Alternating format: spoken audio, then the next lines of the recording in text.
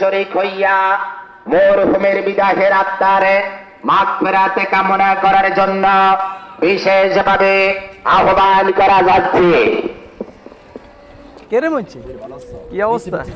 বিচি স্যার মরে গেছে কসাকা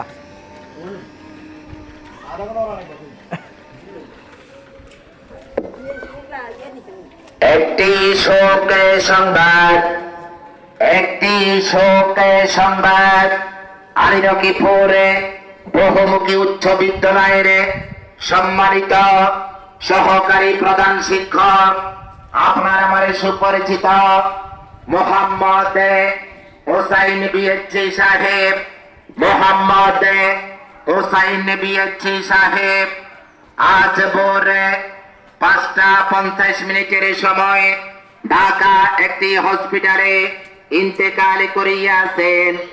ইন্না লিল্লাহি ওয়া ইন্না ইলাইহি রাজিউন।